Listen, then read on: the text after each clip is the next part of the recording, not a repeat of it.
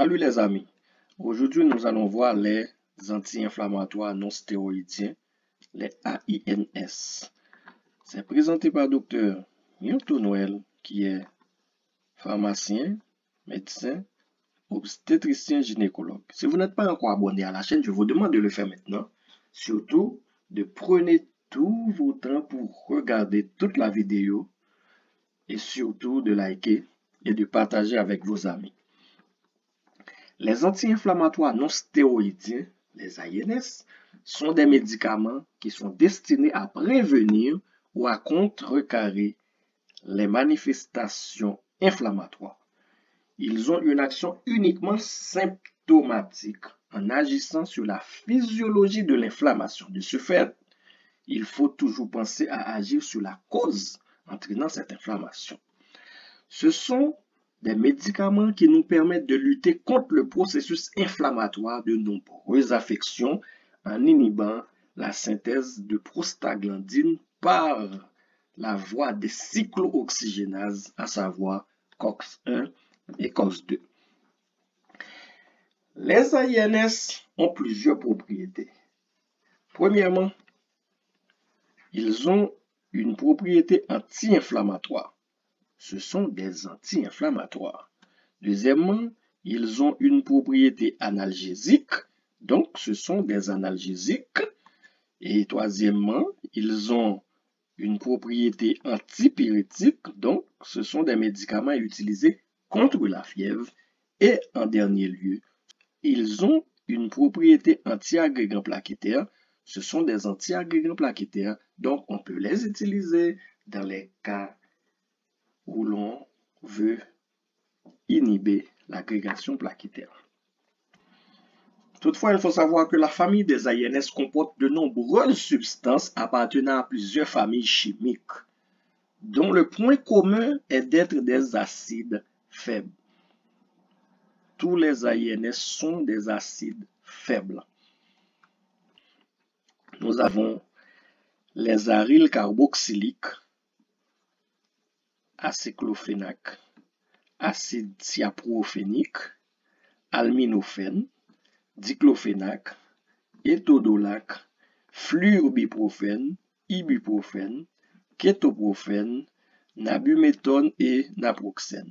En deuxième lieu, nous avons la classe des indoliques qui contient l'indométhacine et sulindac. Et nous avons en troisième lieu la classe des oxycam, la famille des oxycam, pyroxycam, méloxycam et téloxycam. Et nous avons ensuite les pyrazolés, la famille des pyrazolés, phénylbutazone. Et nous avons la famille des phénamates. Nous avons acide niflumique et l'acide méphénamique. Nous avons aussi la famille des sulfonalidines contenant numésulide. Et nous avons les inhibiteurs sélectifs de la COX-2 ou COXIB, la famille des COXIB, qui contient celecoxib, parecoxib.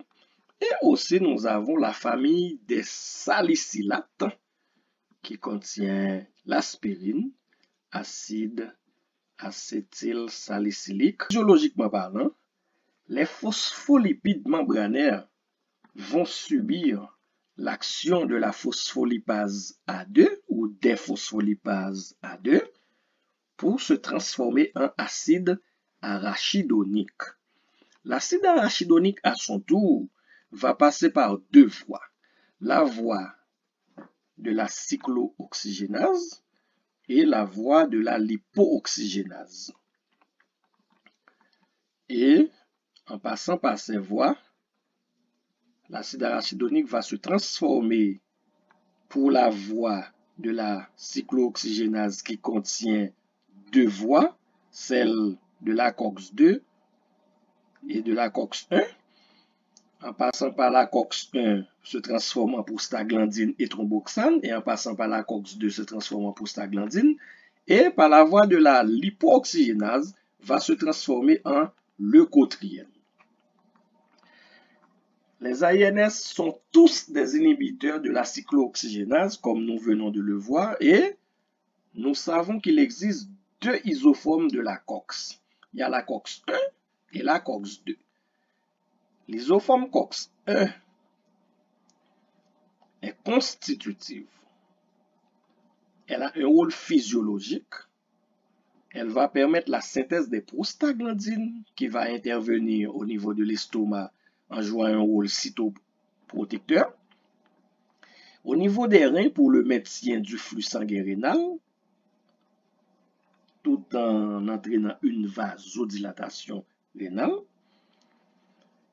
Et la synthèse du thromboxane A2 plaquettaire, ça va permettre à cette voie de jouer un rôle dans l'agrégation plaquettaire. Cependant, la voie de la COX-2 est inductible. Elle permet seulement la synthèse des prostaglandines et nous savons que les prostaglandines vont induire l'inflammation, la douleur et la fièvre. C'est ce qui nous mène à vous expliquer le mécanisme d'action des AINS. Ces phospholipides membranaires qui vont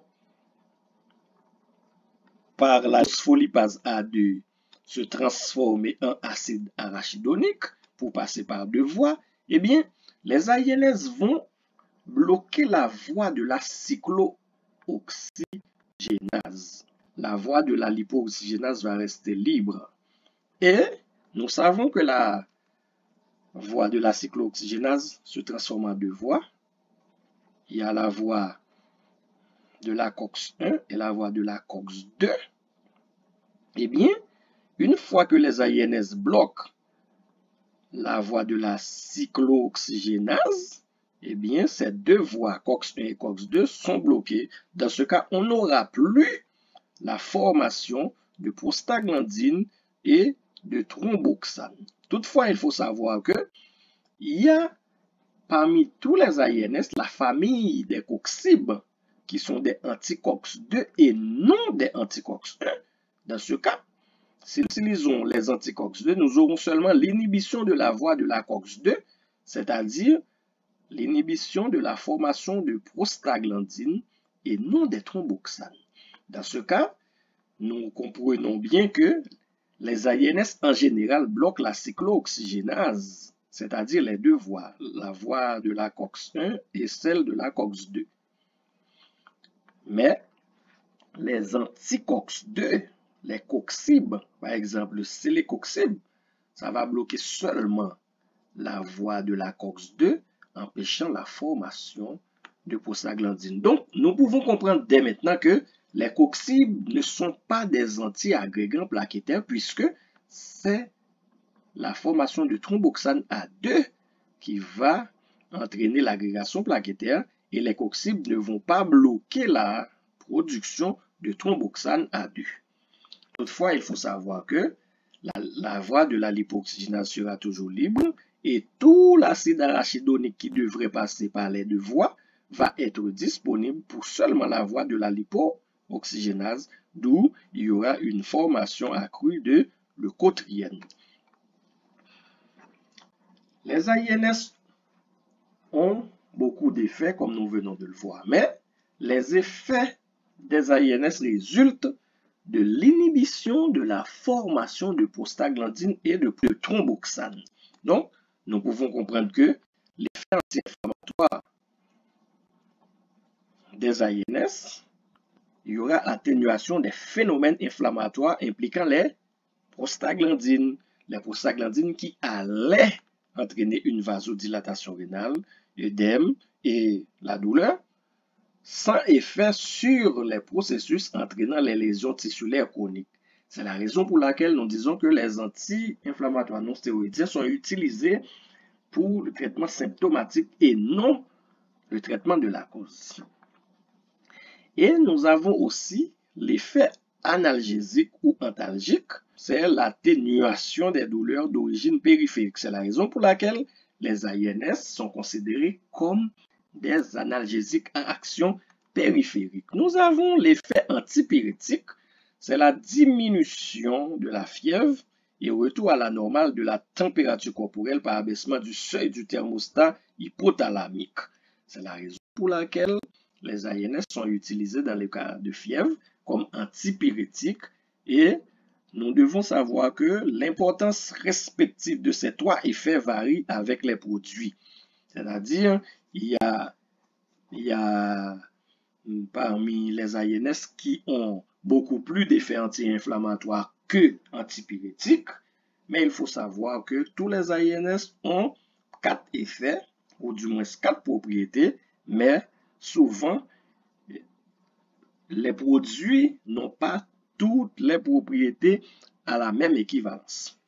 Et nous savons cependant que l'effet anti-agrégant plaquettaire résulte de l'inhibition de la formation de thromboxane A2. Donc, les coxibes sont dénués d'effet antiplaquettaire parce que les coxibes vont seulement bloquer la voie de la cyclooxygénase COX-2 qui n'a rien à voir avec la formation de thromboxane. Les ANS sont indiqués dans les cas de douleur, de fièvre et d'inflammation. C'est la raison pour laquelle on les utilise en traumatologie, en chirurgie orthopédique, en otorhinolaryngologie et en stomatologie. Dans les cas de rhumatisme inflammatoire chronique, dans les cas d'arthrose polyarthrite rhumatoïde, dans les cas de tendinite, lombalgie, la goutte, la laryngite, la sinusite, les dysménorrhées, la colique néphrétique. Il faut savoir que l'acide acétylsalicylique, l'aspirine, à faible dose, a également une autorisation de mise sur le marché comme anti-agrégant plaquettaire. Et il faut savoir que, normalement, les ANS ont leur contre-indication gastro-duodénale, dans les cas d'asthme, dans les cas de bronchospasme, dans les cas de grossesse au premier trimestre et au troisième trimestre, l'insuffisance cardiaque, l'insuffisance rénale et l'insuffisance hépatique sévère, c'est contre-indiqué. Et il faut savoir que les ANS ont, comme tous les autres médicaments, des effets indésirables. Par exemple, au niveau digestif, les ANS peuvent entraîner des nausées, des vomissements, des brûlures d'estomac, de la diarrhée, la constipation et risque d'ulcère gastrique. Nous avons aussi en cardiovasculaire, l'hypertension artérielle. Au niveau rénal, les ANS sont néphrotoxiques et ils peuvent entraîner aussi une insuffisance rénale fonctionnelle. Au niveau nerveux, ils peuvent entraîner des étourdissements, une somnolence, la confusion, des difficultés de concentration et des acouphènes. Et aussi au niveau de l'appareil respiratoire, les ANS peuvent entraîner des spasmes bronchiques. Toutefois, il faut savoir aussi qu'au niveau de l'hématologie, les ANS peuvent induire des risques hémorragiques, une diminution des défenses immunitaires, une thrombopénie et une agranulocytose. Et aussi des réactions allergiques comme tous les autres médicaments. Je vous remercie. J'espère que vous avez regardé avec attention toute la vidéo et que vous avez aimé. Dans ce cas, vous allez liker et vous allez partager avec vos amis. Si vous avez des questions, n'hésitez pas. Vous pouvez toujours vous adresser à moi à l'adresse suivante, myrtonoel@gmail.com.